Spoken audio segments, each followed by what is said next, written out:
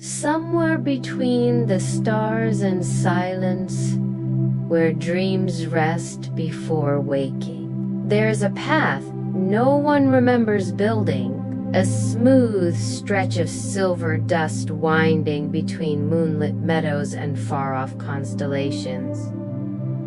Lina didn't know how she found it. She only knew her feet had grown tired of roads that led to crowded mornings. She had wandered from her cottage one night, lantern in hand, guided not by need but by an ache, too soft for words. The stars were unusually quiet that night. No twinkling, no humming, just a soft, steady stillness that made her ears feel like they were being gently held. As she walked, the air around her shimmered faintly like the edges of a forgotten memory that soon the trees faded behind her. Ahead stretched a long, smooth slope. Moonlight bathed it gently. At the end stood an old gate made of dark iron and silver vines, open just slightly, as though waiting. There was no latch, no lock, just a weathered wooden sign. To the garden. Do not hurry. So she passed through the gate on the other side. There was no noise, only hush, and the sweet scent of things that bloomed without being seen. The stars above felt closer now, as if they'd leaned in to listen. The sky shimmered like velvet touched by dew, and just ahead, beneath a canopy of celestial light, something began to glow softly. A garden. The garden. And it had been waiting. Asterisk, Lina stepped carefully across the dew-dusted path, each stone warm beneath her feet. The air was impossibly still, yet full of the kind of movement that only dreams understand, the rustle of starflowers blooming, the gentle flick of fern feathers stretching toward the sky. This garden did not grow with rules. Flowers curved lazily over each other, glowing gently in colors too soft to name. Some drifted upward instead of reaching out. Others pulsed with a heartbeat she could feel under her skin. Moon vines twisted around tall stalks of feathered bloomlight. Each plant seemed to hum a different lullaby. A small orb of silver light floated toward her, not quickly, not directly. It drifted as if curious, then hovered near her shoulder, casting a soft halo. Another joined it, and then another, until she was surrounded by a quiet constellation of floating companions. In the center of the garden stood a tree, not tall, not wide, but patient. Its bark was silver gray, etched with soft spiral patterns. Its leaves flickered like distant stars, rising gently with every breath of the garden. Beneath it, a stone bench sat cradled in moss. Lina sat down. As she did, the tree released a faint shimmer that cascaded downward like starlight rain. She didn't speak. She didn't have to. The garden didn't need words.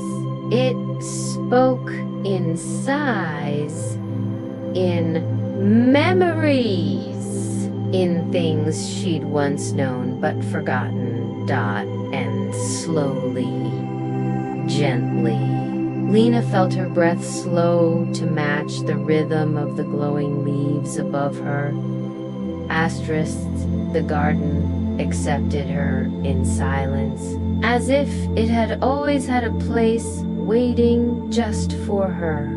Time curled softly at her feet, like a sleeping cat, and the bench beneath her never once grew hard. Then came the sound, not footsteps, not wind, but the shift of air in welcome. A figure appeared at the edge of the path. Tall, cloaked in long threads of moss and glimmer. Their eyes carried both starlight and dusk. They moved without sound, like thought shaped into form. They paused beneath the tree and nodded. "I am the gardener," they said, their voice a blend of sky and soil. "This place remembers everyone who's ever forgotten themselves." Lina tilted her head. "How long has the garden been here?" The gardener smiled faintly. "Longer than questions." They extended a hand, and she rose. Together, they walked slowly along the curved edges of the garden. They passed flowers that breathed, shrubs that whispered, a vine that blinked open one wide, kind eye. This place was not planted, the gardener said. It grew where people left their tired thoughts, old hopes, and small joys behind. It is made from all the beautiful things we don't know how to keep. Lina paused beside a star petal bush, which trembled lightly as she neared. "Do the flowers dream?" "Only when someone rests near them," the gardener replied. "Then they bloom not with petals, but with peace." They walked on, and though no clock ticked, she could feel herself sinking deeper into the garden's rhythm. No rush, no worry. Just being. Asterisks, they wandered deeper to a part of the garden where soft light pooled like moon milk, and the plants grew lower to the ground, more intimate, almost shy. The air smelled like tea and linen and laughter. Here, the gardener knelt beside a patch of tiny golden bells. "Each flower holds a memory," they said. "Not the ones you try to remember, the quiet ones, the forgotten ones."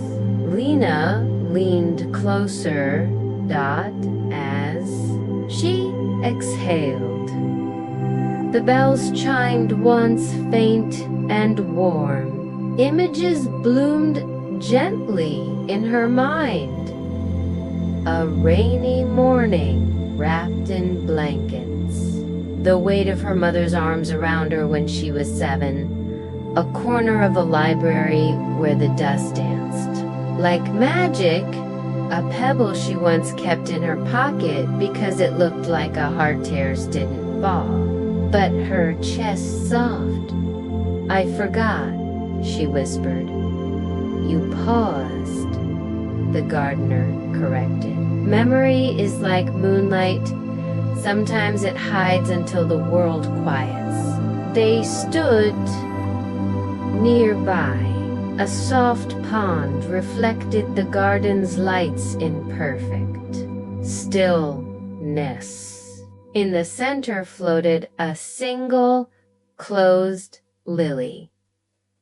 That one blooms when someone is ready to return, the gardener said, motioning to it. Not because they must, but because they've remembered how. Lina sat again, feeling the garden's hum rise through the earth into her bones.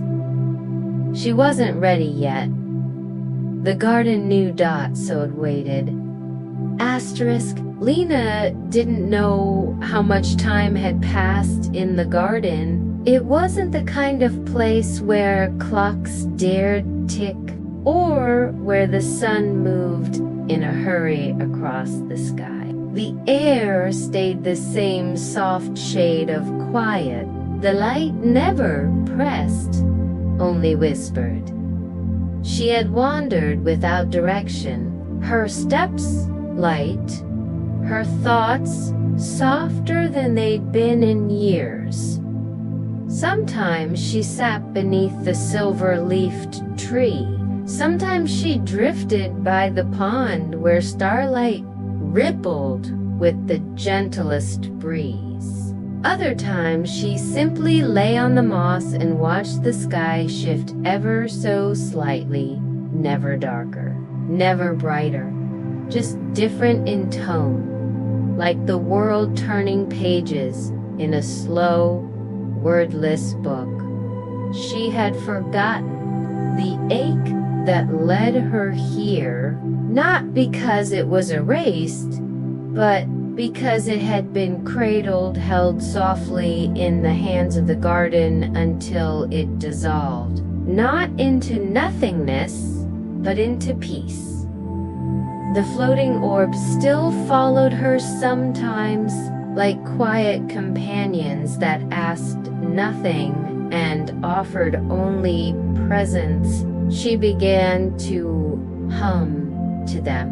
Not songs she remembered, but melodies the garden seemed to lend her, slow and curling, like lullabies made of mist and moon. Then, one morning, if one could call it that, the air shifted. Dot, it was subtle. A note added to the hum, a small golden warmth curling gently at her chest.